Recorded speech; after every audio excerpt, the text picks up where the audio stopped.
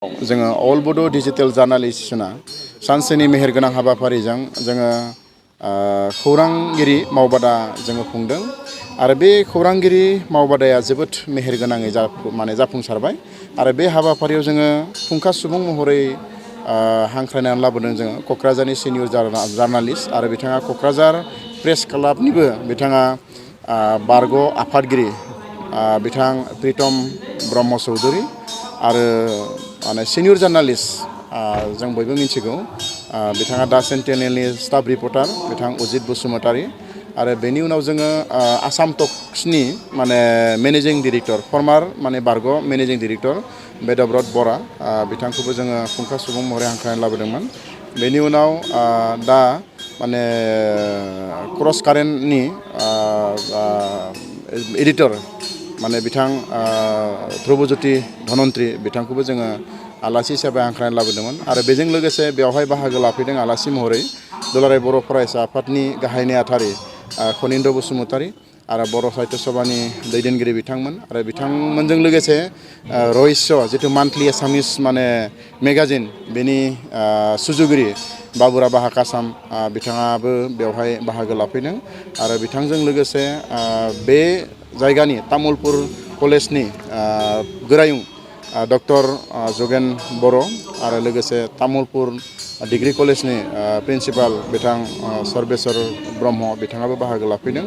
दा बेवहाय जोङो दिनै नैबे मावबादानि गेजेरजों जोंनि जे रिपर्टार्सफोर जोंनि जे खौरांगिरिफोर बे मावबादानि गेजेरजों निउसखौ माबायदि खालामनांगौ आरो निउसनि एथिक्स बेनि माखासे मिथिनांगौ बाथ्रा जोंहा दङमोन आरो जायनि गेजेरजों जों दिनै मिथिनो हाबाय आरो जोंनि निउसफ्रा सिगां जेरैबायदि जों निउस खालामदोंमोन बेनिख्रुइ साबसिननिख्रुइ साबसिन जोंहा जागोन। माबायदि निउस खालामनांगौ बेनि माखासे ल'नि बाथ्रा माखासे आयेननि बाथ्राखौबो जों दिनै बेवहाय मिथिनो हादों। बेजों लोगोसे जोङो बे समाव जोङो मोनसे बाथ्राखौ बुंनांगोन दायो जोङो जोंनि गेजेराव निउस पर्टेलफ्रा माखासे बाथ्राखौ जोङो साननांगौ जादों। एखमबा जोंनि माखासे निउस कालेक्ट खालामनो थांनायाव दासिमबो जोंनि निउस पर्टेलनि रिपर्टार्सफ्रा जेरैबायदि सन्मान मोननांगौ बेबायदि जों मोना। जेरैबायदि जोङो दैदेनगिरिफोरानो जा सोरबा सादारन सुबुङानो जा जोंनि निउस पर्टेलनि दैदेनगिरि बा रिपर्टार्सफोरखौ जेरैबायदि सन्मान जेरैबायदि आदर खालामनांगौ बेबायदि खालामनायखौ नुवा। बिनि सोलायै गुबुन चेनेल सेटेलाइट चेनेल बा गुबुन हारिनि मानसिफोरखौसो बांसिन आदर खालामनायखौ जोङो नुनो मोन्दों। दा ओंखायनो आं खावलायनो लुबैदों जिहेथु गोबां घटनाफोर दङ बेफोरखौ जोङो निउसाव जोङो फोसावबोगासिनो दङ। बर'नि रांखान्थि राजखान्थि समाजखान्थि धोरोम बायदिसिना बिथिं जोङो लिंहरनाय मिन्थिनाय जोङो निउसखौ जोङो फोसावबोगासिनो दङ।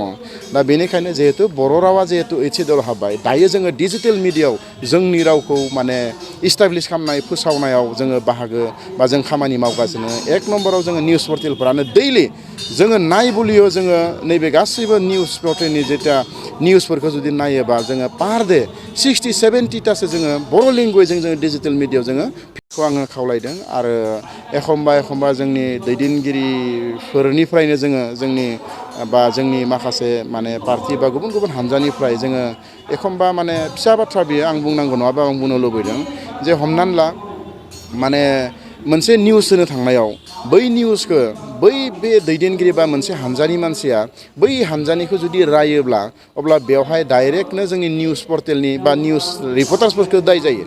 बै मानसिखौ दाय जाया जे बेनि निउसखौ नों मानो लानांगौ बेनि निउसखौ मा खालामनांगौ।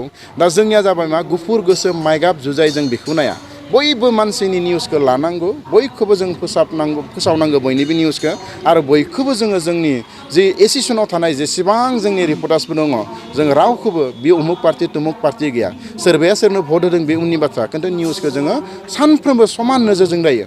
एखमबा जायो जे बै चेनेला उमुकनिसो जों बिखौ लिङा बै चेनेला बिनिसो जों बैखौ लिङा बैखौ लिंनि बेबायदिबो जादों। दा जायफोरा बेबायदि सानदों दिनैनिफ्राय बेबायदि साननाङा।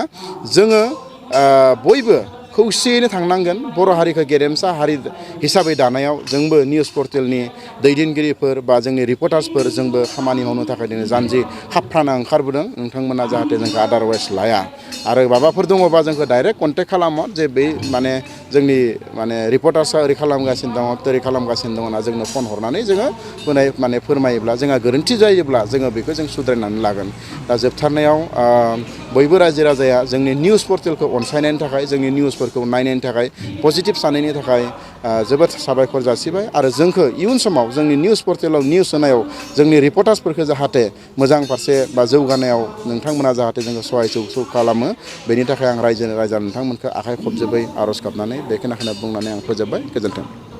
मोनसे गोजोनथाव खौरां क'क्राझार सहरनि जेडि रडजों नांजाबनाय गोजोनपुरि रयेल एनफिल्ड श'रुमनि गोजौआव दंसै आइ आफा बिएम इन्स्टिटिउट अफ पेरामेडिक्स।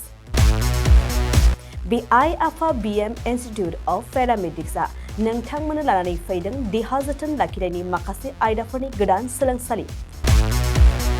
10+2नि उथ्रिसारनाय बिजाथि एबा फरायसाफोरा बे पेरामेडिक्सआव गावारि सोलोंथाइखौ लानो हागोन।